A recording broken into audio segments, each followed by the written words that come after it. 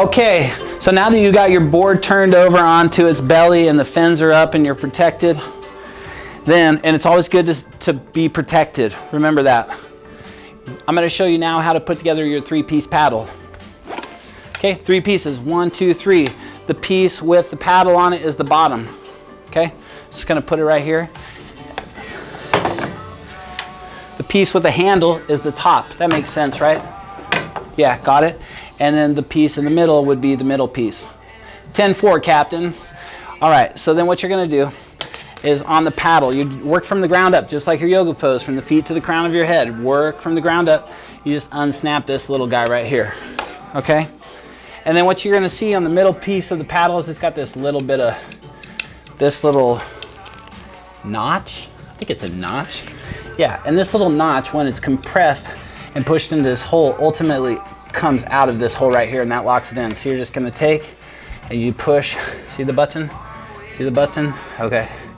Push it in here, and then you line it up with the hole, and it clicks through. Bam. Okay, now these 2 pieces are connected. You snap it in.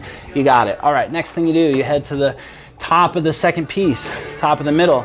And if you look in here, I'm going to show the camera up above and then Instagram. There's a little notch right here. Little notch right here. Okay, that notch actually corresponds to a notch in the handle pad of the paddle. Oop, there you go. Okay, so you want to put that notch into that notch. XO, heart, heart. Okay, bam, just like that, got it. Okay, good. And then from there you click it in. All right, nice. Okay, everyone, so here's the deal. Now you've got your paddle put together. Now you want to size your paddle.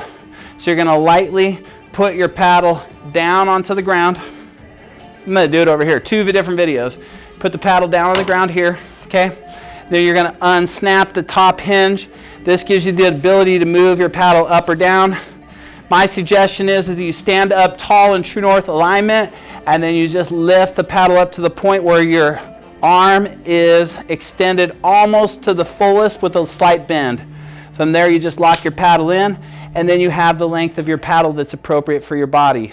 Okay, the reason that we put the paddle length this much higher than your shoulders is that when you're on top of a paddle board that's 6 inches high, then you have to surpass that amount of water with your paddle. If your paddle was down low like this, you would always be hunched over trying to get your paddle in the water. Okay, so you want to make sure your paddle's up about this high with a slight bend in your elbow, and that'll help you when you're on the paddle to actually get through the water while keeping your body upright. Remember, this is like a yoga practice. You want to keep your torso aligned from your feet to the crown of your head as much as possible. Stay in alignment. That's where you're going to find your most power, right? The hunching and the stuff you learn when you're doing kayaks as a kid and stuff like that. It's time to throw it out the window, because there's an actual style that will help you be more efficient in your paddleboarding. I'm not the best at it, but I practice it and it works and it's fun. So I'll show you a little bit more about that next. Now that you have your paddle and your board ready to go. Hey, again, what's up? This is Nick Clark from Sup Dog Yoga Adventures and Retail Shop inside beautiful Spotted Dog Yoga in Folsom, California, where we play hard and we love big every day on our yoga mats in this kick-ass beautiful yoga studio. It's awesome. If you haven't been in here yet, it's awesome. And on mountain lakes all over the Northern California region. So join us for adventures and get yourself a Hala paddleboard this year. These boards kick ass, man. I mean, they really rock. I guarantee it. 3 years warranty.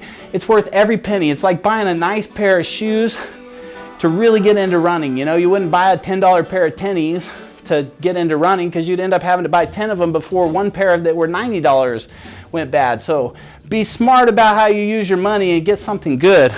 Next, I'm going to show you how to ride it. Peace out.